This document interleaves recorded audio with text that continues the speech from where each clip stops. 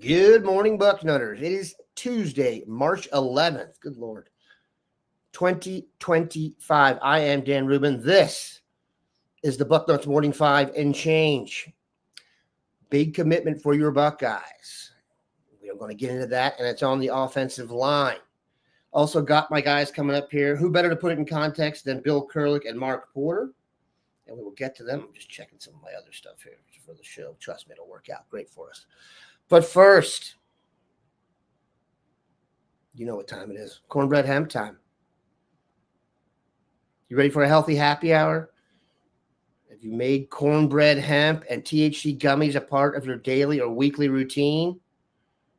You might want to do that, because if you're looking for a healthier way to enjoy a carefree moment, you have to give cornbread hemp a try. You've noticed they've been advertising here for some time. That's because Bucknutters are taking advantage, and we love that. Cornbread Hemp has created the first ever USDA organic THC gummy that's 100% legal. As a special offer for Bucknuts Morning 5 listeners, you can get 30% off your first order. Just visit cornbreadhemp.com/Bucknuts and use promo code Bucknuts at checkout.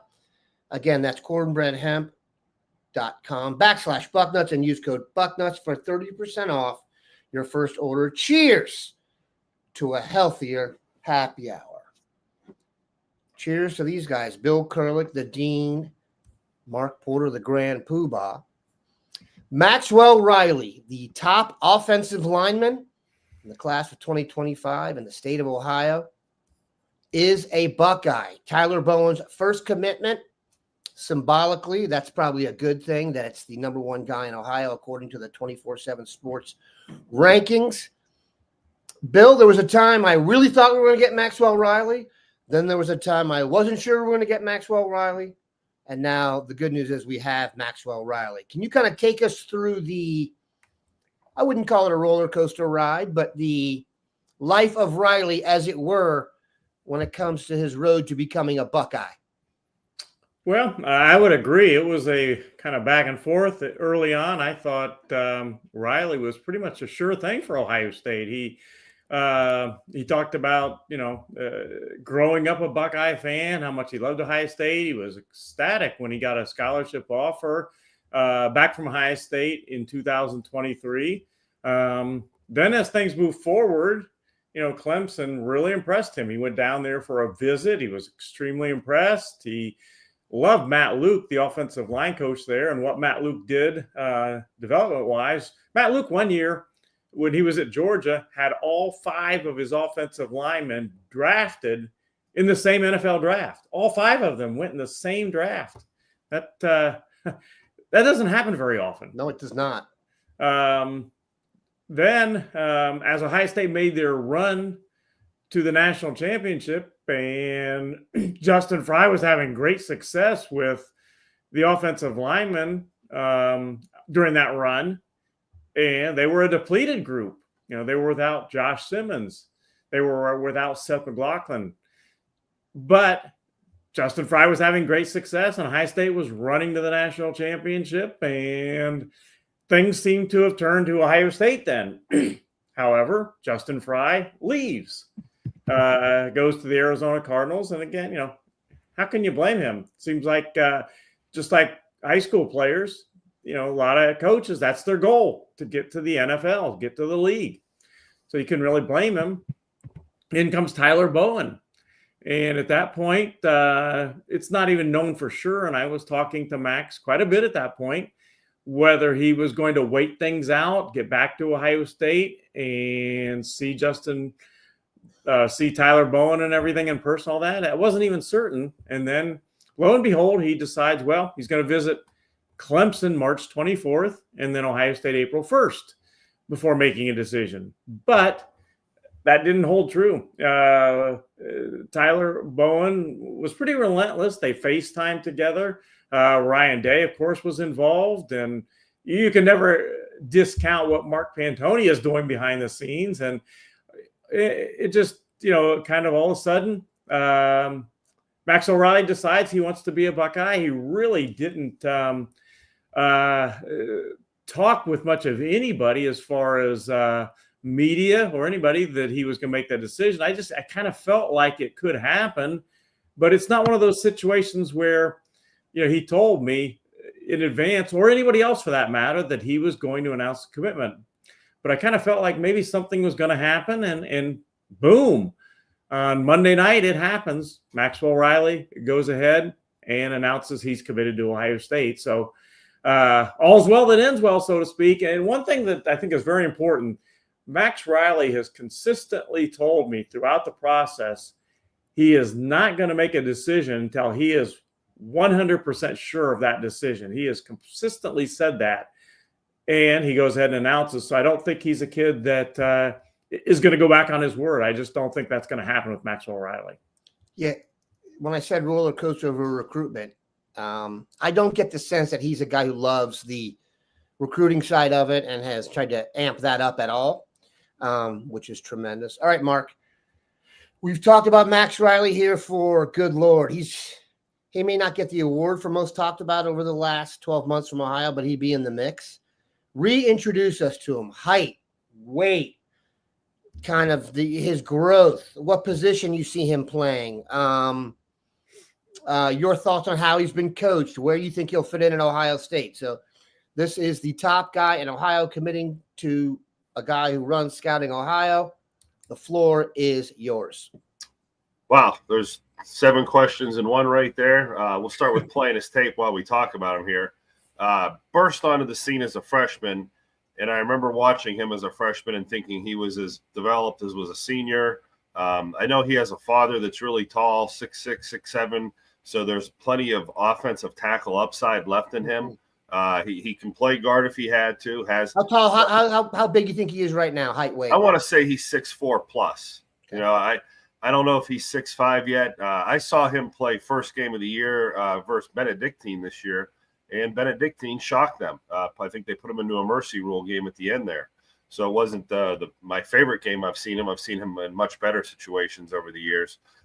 Has the left tackle feet, has the zone blocking feet where you could see him get out in space and move very well. Since his freshman year, he has developed and progressed every year. You've seen the little jumps in film, and now he just dominates high school competition. And he's probably, when we were talking about William Conroy and Guthrie and Landry Breed and all these different guys in this class, he was the one that was always the most developed, most ready for the plug and play now. Sam Greer, he might have the most upside, the most NFL upside with that long body, but he's not strong yet. He is not a finished project. And it's nice to see him running around on defense here. Maxwell Riley, that is. You see his athletic ability. But some of these other guys, even Adam Guthrie, great basketball players, but they have weight room time before they have the physical punch of a Maxwell Riley. He seems to be a little more polished there. This isn't my area of expertise, but the Clemson seemed to have maybe an offer out to the Ohio guys, and they might have had one bag. And all these guys, whoever grabbed that bag first was the guy. And I think Guthrie may have grabbed the bag. And a day later, when there was no bag at Clemson anymore, I think maybe there was – you see these dominoes falling. You see the Cogden kid going to Miami of Florida. So we saw it. These offensive linemen, we knew it was going to happen. Once one of them went, the dominoes would fall. And it looks like the dominoes are falling. So now the attention shifts to like a Landry Breed and some of these camp kids that would come in over the summer. I know you're staring at this film and enjoying the heck out of it. Well, I'm noticing that he's not always lined up at left tackle. The guard clips are right now. Yep. Yeah, they use him in different spots. And I think I remember during the process that there was some, because of his height or whatever reason, there's some thought that he might actually be kicked inside. What do you think about that? That's why we say the 6'4" is maybe where he's at now. And that's not your traditional tackle thing. Guthrie and, Sam Greer are both 6'6" or better.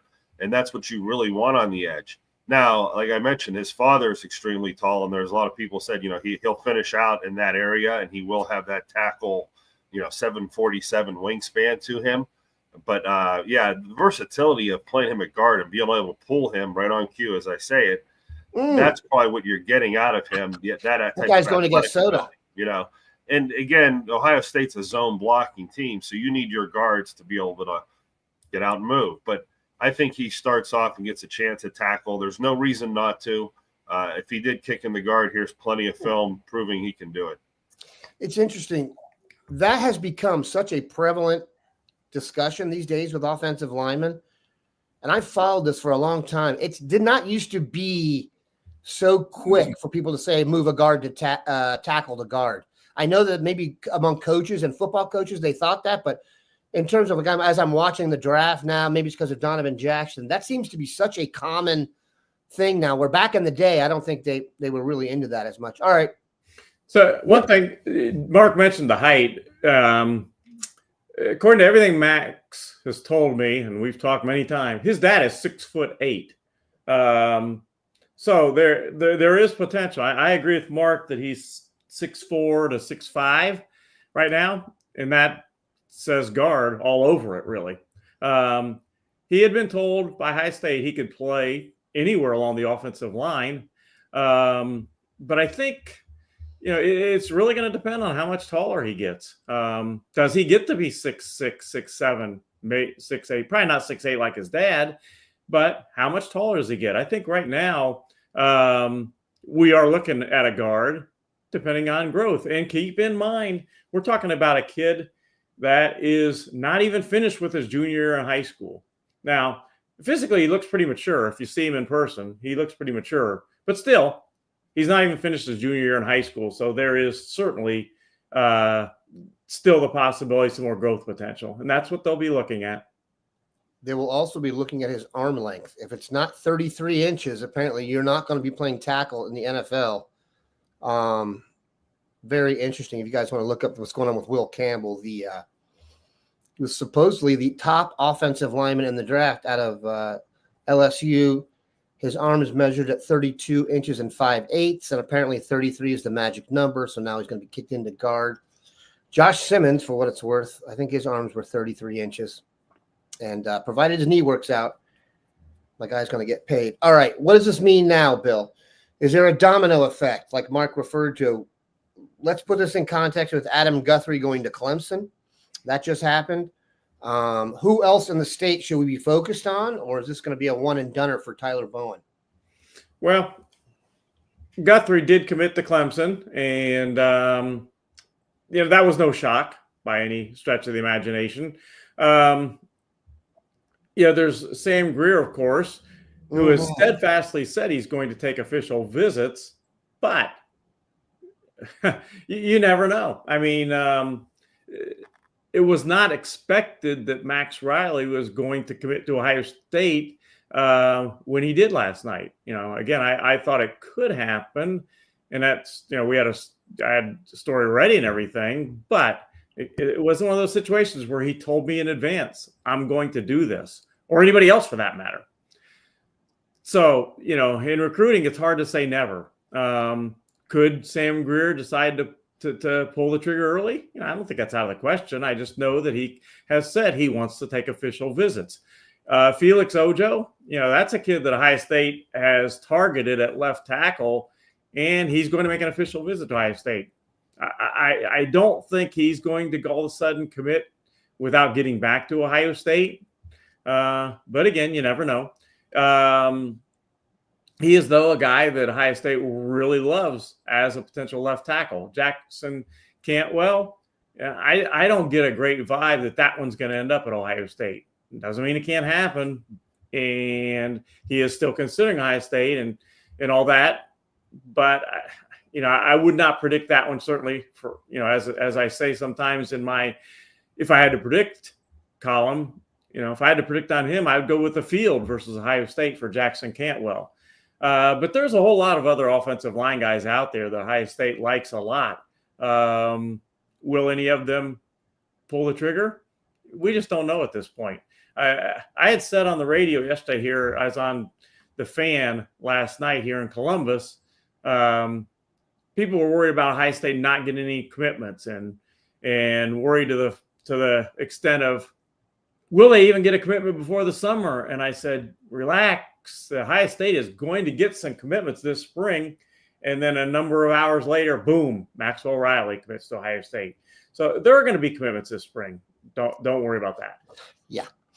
It's uncharted waters too, Bill. Like you said many times, the recruiting schedule has been altered to the point where your everyone's vibes in their stomach now feeling, oh wait, this is the time we used to get commitments last year at this time.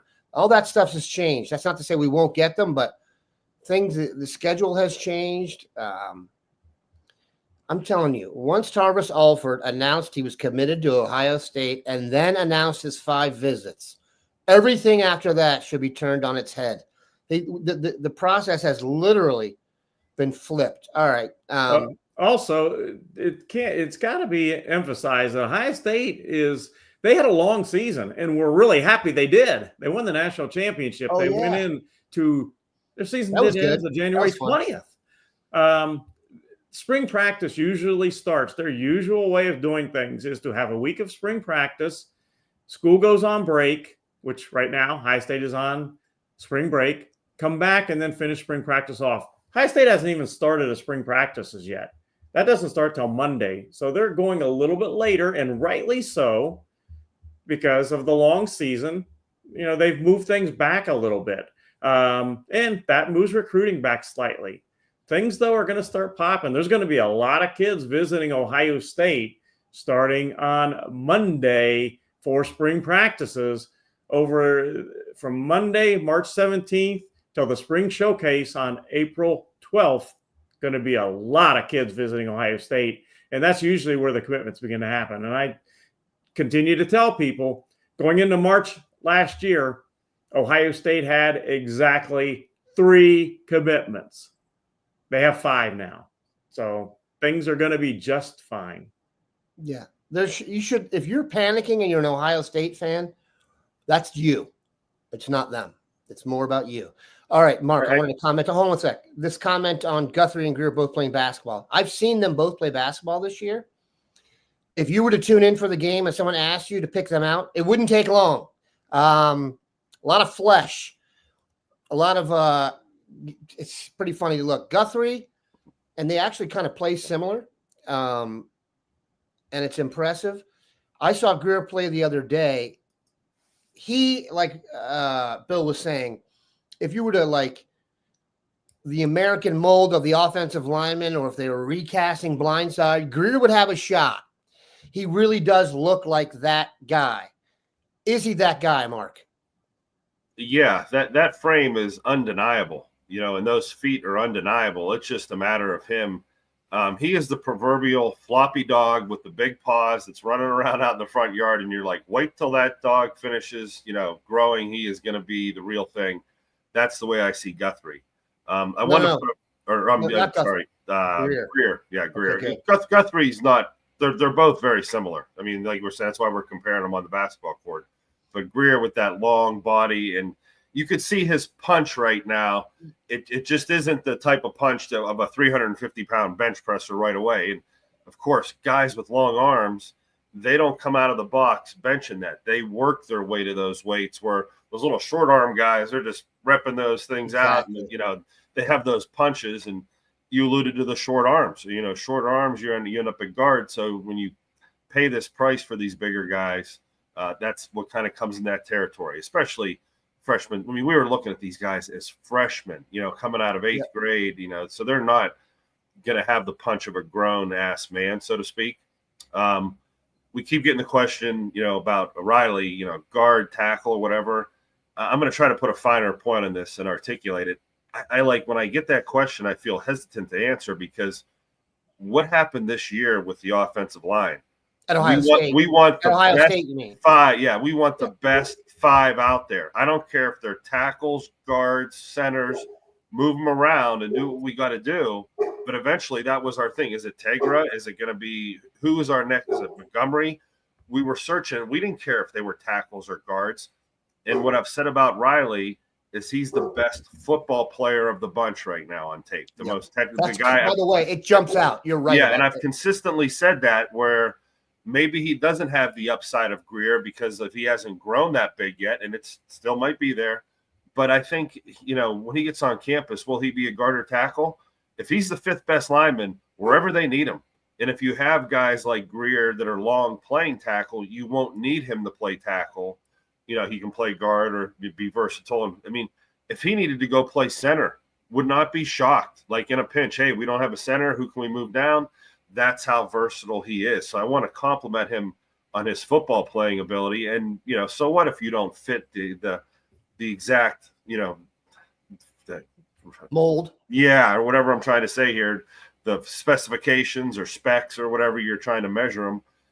Let's just worry about how good he is at football and what we need when his time or his number is called.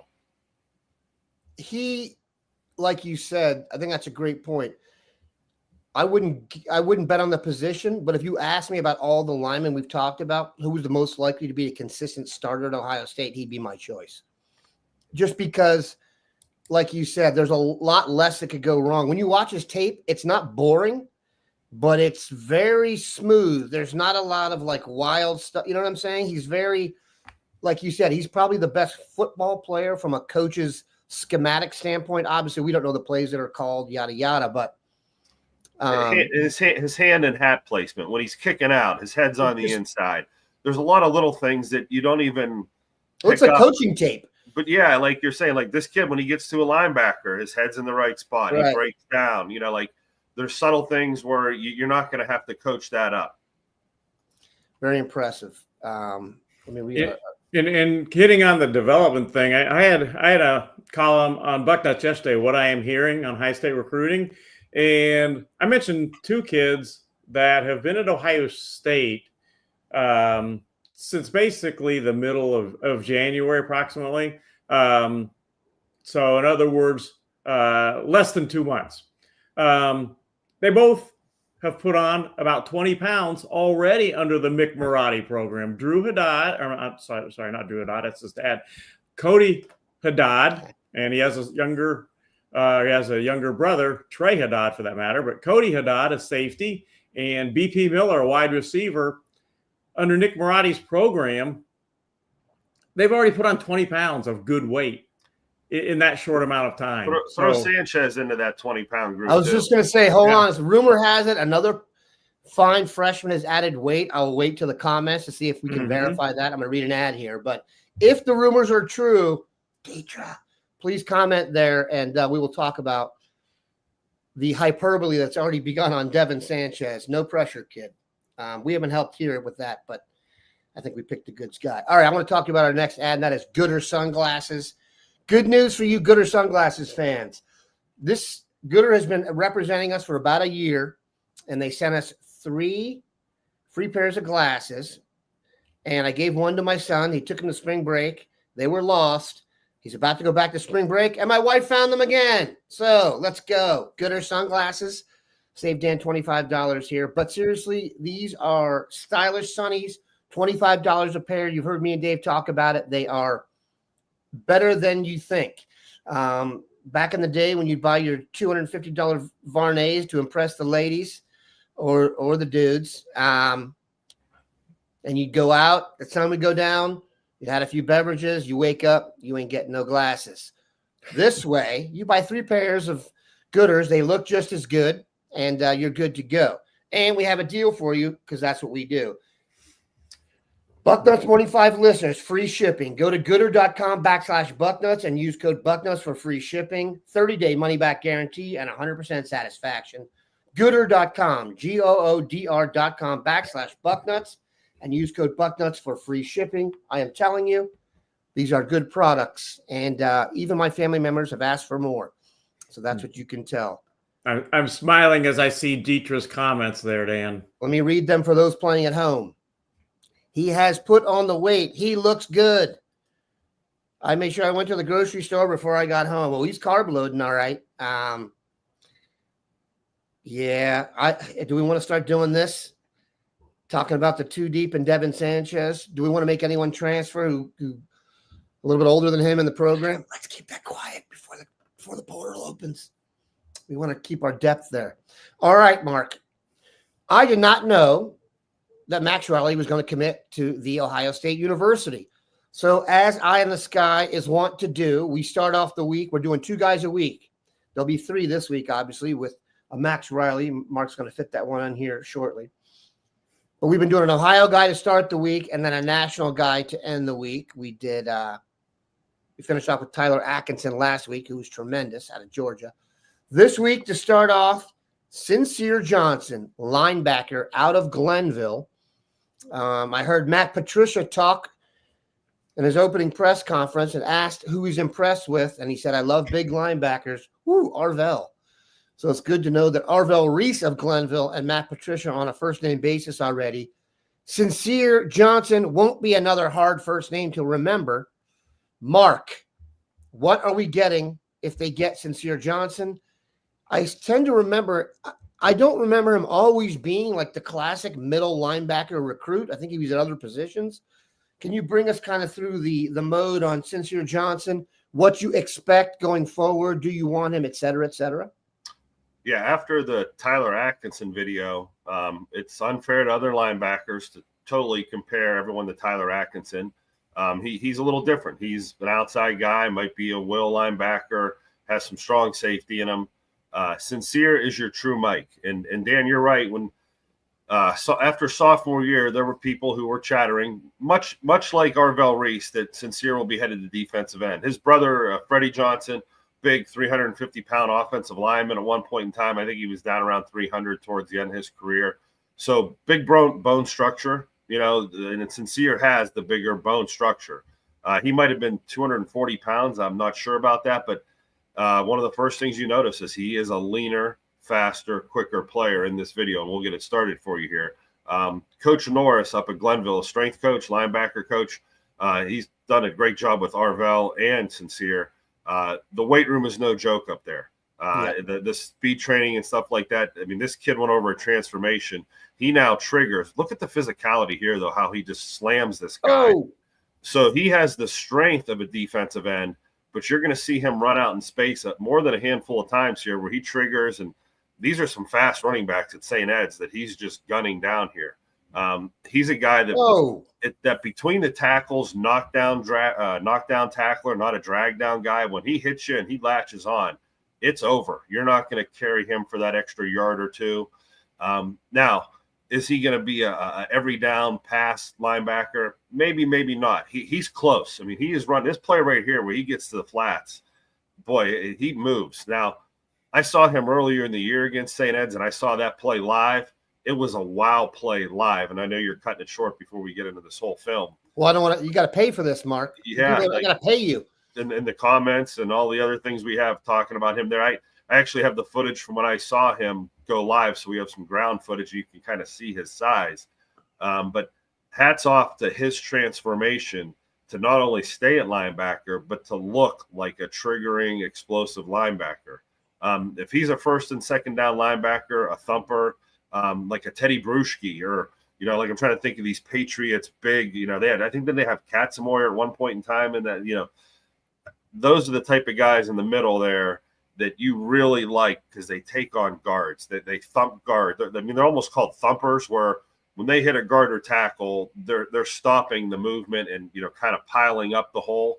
And it's kind of those unsung moments where you didn't see it, but he just blew up the guard and pushed him into the backfield or stopped the penetration or stuff like that. Now, the other thing I noticed about Sincere is he has a way of fighting through that line and sliding through, like at the right time, like going over or under the block. You go over and you miss it, go under, you got it. He does a good job of deciding when to go over or under. So there are some innate linebacker traits you see on film that may keep him there. As far as his development when he gets onto campus, boy, with Mariotti puts 20 pounds on him, you're talking about a 250-pound middle linebacker, which is awesome. Just keep him moving. There's a place for that type of style of linebacker in the Big Ten on rundowns. Physical. Mostly at Iowa. Yeah, I mean, it's there. That play is still here. We're not all spread, all pass all the time where you want to get like will linebackers playing every spot. So these true Mikes, Eli Lee was the same thing. You're probably like a quarterback taking one of these true Mikes every year, so we do have a physical presence in there and we don't get too light and scheme ourselves out of the run game. You mentioned his ability to get through the line. What I love is guys who are strong enough, and you saw that he just gets his one hand up underneath under the guy's chest protector. You know what I mean? And he's got him a little bit for that split second.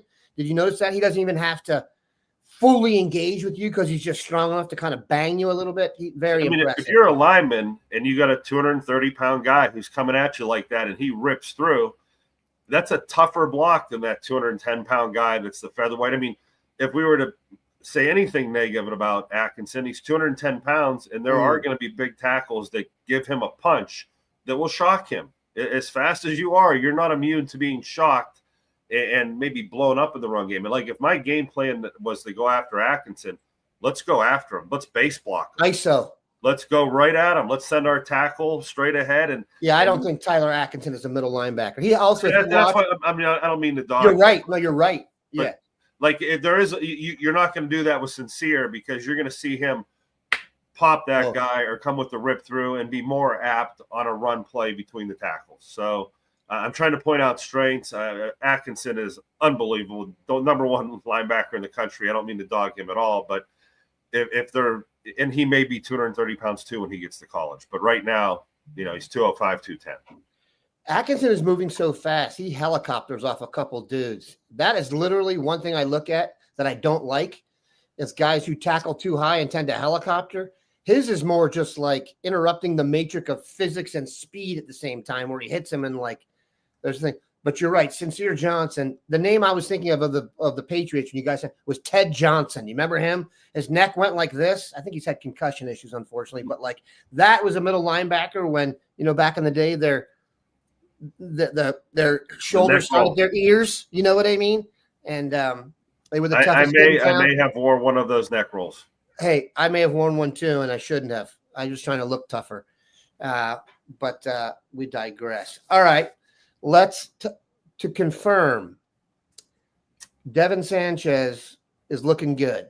We are going to be talking about him so much that I hesitate to do it now, but confirmed from Mom, our guy is looking good. All right. Let's see if we have any more questions here. If not, I'm going to let you guys roll on out of here. All right, Bill. Let's talk about this. You mentioned quickly, I want to get into this, and we'll probably do more of this in the coming days, obviously. Who are the first up to visit? Who are the guys you think they're really going to try and get in here early? Because I think it does stand to reason. I was thinking about today. Dwayne and I used to always start the show talking about the weather, and it's beautiful today. So you guys missed about 2 minutes of weather talk because Dwayne has gone to the pearly gates. And also Dwayne would also be on the who was here first, who visited first and who visited last. Dwayne was married to that. Who visits first, Bill?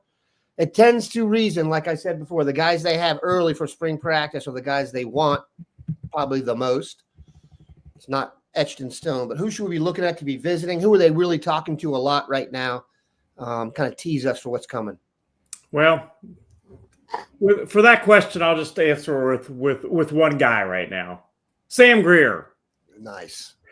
Because he's going to be at Ohio. We talked about who might just surprise and announce early. Again, I'm not predicting that, but March 17 is the first practice, and there are a bunch of guys lined up. But when I look at that list, and if you go to Bucknuts, you can see that list on our front row message board. If you're a VIP member, that's a shameless plug there to become a VIP member if you're not.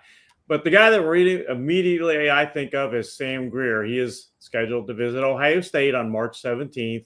And that'll give him a chance to spend time with Tyler Bowen in person, and that is a good thing. So that is the guy that to me stands out right away to get a visit. And again, he steadfastly said he's going to take official visits before deciding. But especially in this day and age, I never say never when it comes to recruiting.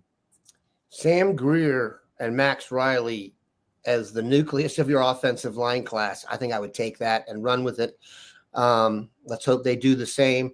There's talk here about Glenville. And I was like, Glenville actually is in the state Final Four for hoops, Division IV. So they've got a shot. I believe they're going to play Hawken, coached by Anthony Burns, my guy. My son's former AAU coach has gone to Hawken and built himself a little powerhouse. Just wait till his son is ready to go. Then the calls will really start coming in. Appreciate you guys stopping by. Keep it locked into Bucknuts. Have a good one, Nutters of Buck.